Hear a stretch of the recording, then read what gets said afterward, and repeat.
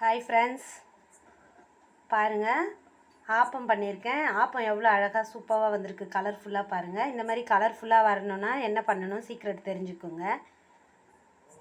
ஒரு கப்பு வந்து சிவப்பரிசி எடுத்து வச்சுருக்கிறேன் நான். இது வந்து கடைகளில் கிடைக்கிது நம்மளுக்கு சிவப்பரிசி. அது கூட வந்து சாப்பாட்டு அரிசி ஒரு கப்போ இல்லை இட்லி அரிசியோ எடுத்துக்கோங்க.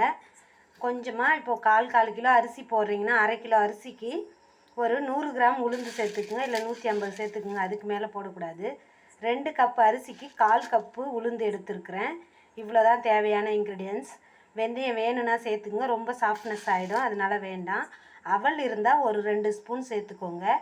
இவ்வளோ தான் தேவையான பொருட்கள். இது மூணுத்தையும் ஒன்றா சேர்த்து ஒரு 4 மணி நேரம் கிண்ணத்தில் ஊற வச்சுடுங்க. அரிசியை ஊற வச்சுட்டு நீங்கள் இட்லிக்கு மாவு அரைக்கிற மாதிரி அரைச்சிட்டு ஒரு 6-7 மணி நேரம் புளிக்க வச்சுருங்க. இட்லி மாவு எப்படி தயார் பண்ணுறோமோ அதே மாதிரி ஆப்ப மாவை ரெடி பண்ணிக்கோங்க. நம்ம வந்து ஒயிட் அரிசிக்கு பதில் இந்த மாதிரி ஒயிட் அரிசியில் எந்த சத்துமே கிடையாது. அதனால தான் இந்த மாதிரி சிவப்பரிசியை நம்ம பயன்படுத்த சொல்லி நான் எல்லா வீடியோக்கள்லேயும் ஒரு சிறுதானியம் காமிக்கிறேன். அதனால் இந்த சிவப்பரிசியை உங்களுக்கு இந்த வீடியோவில் ஆட் பண்ணியிருக்கேன். ஆப்பம் வந்து பாருங்கள், ஒயிட்டாக சாப்பிட்றதுல எதுவுமே இல்லை. இந்த மாதிரி கலர் பாருங்கள், சிவப்பரிசி போட்டதுனால எப்படி இருக்குன்ட்டு. இந்த மாதிரி மாவு அரைச்சி நீங்கள் ரெடி பண்ணி வச்சுட்டு காலையில் ஆப்பம் ஊற்ற தயார் பண்ணிக்கலாம். கூடவே எப்படி ஊற்றிருக்குன்னு காமிக்கிறேன் வாங்க. இப்போது ஆப்பம் ரெடி ஆகின்னு இருக்குது பாருங்கள், நல்லா வெந்துடுச்சு. இவ்வளோதான், சூப்பரான சாஃப்டாக எப்படி இருக்குது பாருங்கள் ஆப்பம். இது நல்லாவே இருக்குது உங்களுக்கு. இப்போது ஆப்பம் நல்லா வெந்து சாப்பிட்டா புசு புசுன்னு வந்திருக்கு பாருங்கள்.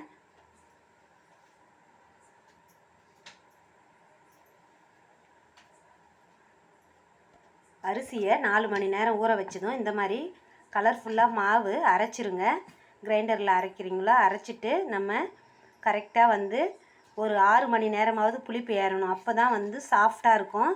அந்த பாக்டீரியாவும் நம்மளுக்கு உடம்புக்கு நன்மைகளை தான் செய்யும். இட்லி தோசை மாவு புளிக்க வச்சு தான் நம்ம சாப்பிட்ணும், அப்போ தான் ஜீரண சக்தி ஆகும். அதுக்கு தான் இது ஆப்ப மாவு.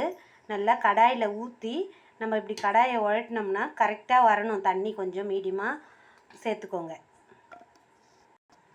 இப்போ பாருங்கள், தண்ணி வந்து எவ்வளோ திட்டமாக சேர்த்துருக்குன்னு. மாவு வந்து இப்படி இருக்கணும் ஊற்றுற பதத்துக்கு.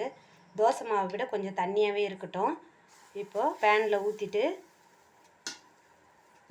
ஆப்பச்சட்டி இருந்தால் பயன்படுத்திக்கோங்க. அப்படி இல்லைன்னா இரும்பு கடாய், நல்ல பழகின கடாயாக இருந்தால் அதில் வரும். இந்த மாதிரி நம்ம ஒரு சர்க்கிள் மாதிரி பண்ணி வச்சுருங்க.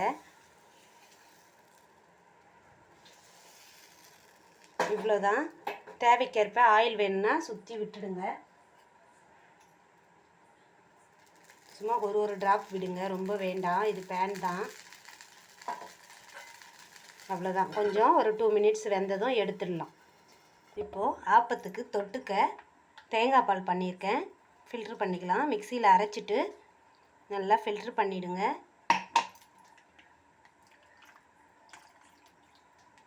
தேங்காய் பால் ரெடி ஆகிடுச்சு.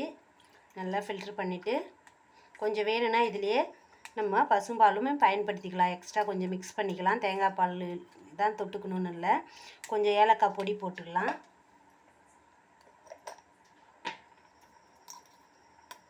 கொஞ்சமாக சால்ட்டு சேர்த்துருங்க. தேவைக்கேற்ப ஒயிட் சுகரோ இல்லை நாட்டு சர்க்கரையோ சேர்த்துக்கோங்க. இவ்வளோ தான். தொட்டுக்கிறதுக்கு தேங்காய் பாலுமே ரெடி ஆகிடுச்சு. இப்போது ஆப்பம் வெந்து ரெடி ஆகிடுச்சு, எடுத்துடலாமா? சுவையான சிவப்பரிசியில் செஞ்ச ஆப்பம் ரொம்பவே சாஃப்ட்டு, டேஸ்ட்டுமே வாசம் நல்ல ஆப்பம்னாவே வாசம் சூப்பராக இருக்கும். அதுதான் ஆப்பம். இப்போ பாருங்கள், தேங்காய் பாலோட ஆப்பம் ரெடி ஆகிடுச்சு. கூடவே தொட்டுக்க கொஞ்சம் குருமாவும் பண்ணிட்டேன். தேவைன்னா இல்லை மட்டன் கூட சேர்த்து சாப்பிடுவாங்க, இல்லை மட்டன் பாயான்னு சொல்லுவாங்க, அதெல்லாம் வச்சு சாப்பிடுவாங்க. நான் வந்து சிம்பிளாக பிரேக்ஃபாஸ்ட்டுக்கு ஆப்பமும் தேங்காய் பாலும் ஒரு குருமாவோட சேர்த்து பரிமாறுறேன். இதே மாதிரி சுவையான ஹெல்த்தியான ஆப்பம் நீங்களும் வீட்டில் ரெடி பண்ணிவிட்டு எப்படி இருந்ததுன்னு எனக்கு ஒரு கமெண்ட் பண்ணுங்கள். தேங்க்யூ.